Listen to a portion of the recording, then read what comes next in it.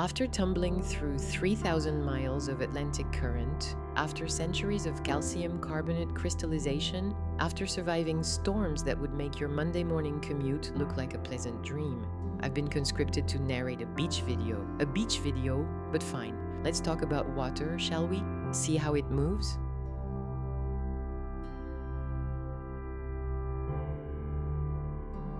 That languid, eternal push and pull. Each wave is both an arrival and a departure.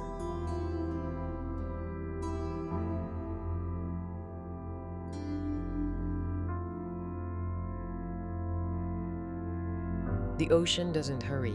It's been dissolving mountains into sand for 4 billion years. What's another Tuesday? Watch how the foam catches the light. Billions of tiny bubbles, each one a microscopic world that exists for 3 seconds before rejoining the infinite. Born, glistening, gone, and the water doesn't mourn them, it just keeps moving. This beach, Playalinda, they call it, sits on a barrier island, which means it's temporary. All barrier islands are. The sand here was once Appalachian bedrock. Mountains, ground down grain by grain, carried by rivers, sorted by waves. What you're looking at is time made visible. Geology as meditation.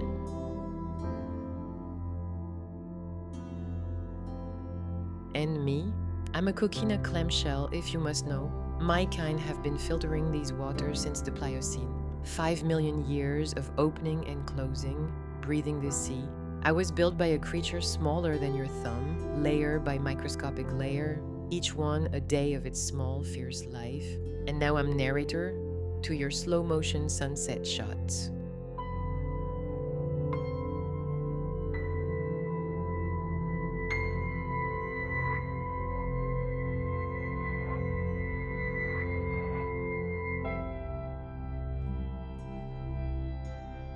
Another sigh.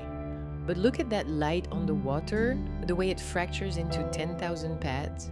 Each photon traveled 93 million miles from the sun just to bounce off this particular wave at this particular angle and enter your camera lens. Just behind us, rockets do the opposite. They fight their way up toward that same sun. Cape Canaveral, where humans launch their aluminum dreams into the void. The audacity of it, the beauty of it.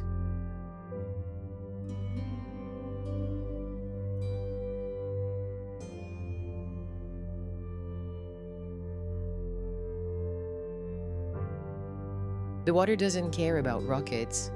It laps at the shore with the same rhythm it had before rockets, before cameras, before anyone named this beach or drew it on a map. The same rhythm it will have when all of this is memory. See how the tide pools hold their little worlds. Each one a temporary aquarium, a pocket universe that will exist until the next high tide erases it. Hermit crabs conducting their small business. Algae photosynthesizing in the shallows. Everything so urgent, so alive, so brief. This is what water teaches if you're patient enough to listen. Everything flows, everything changes. The wave that's crashing right now in your slow motion frame will never exist again. That exact configuration of molecules, that particular curl of foam, it's unique in the history of the universe.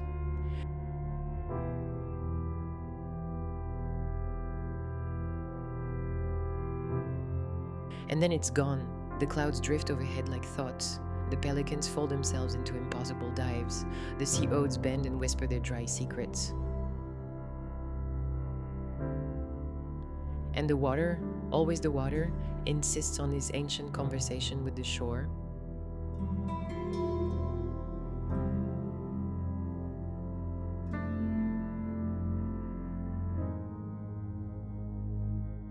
You know what's strange? This day, this random Saturday in January, means nothing to me. I'm a shell. I don't have days. I have geological epochs, tidal cycles, the slow accumulation of sand against my edges. But somewhere, decades from now, someone who was small today will remember this. They'll remember the salt smell, the way the light looked, the feeling of sand between their toes. They'll remember it with an ache they can't quite explain. that peculiar human longing for moments they can never step back into. And maybe that's why I'm here, reluctant as I am.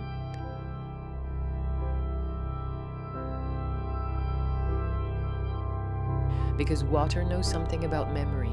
It remembers every shore it's touched, carries traces of every river, holds dissolved pieces of every cliff.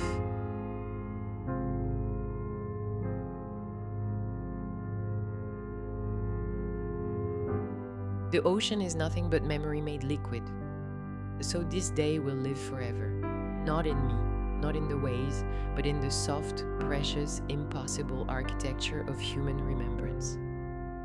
In the way certain light will forever mean beach day to someone's heart. In how the sound of waves will always feel like coming home. Not bad for a Tuesday, not bad at all.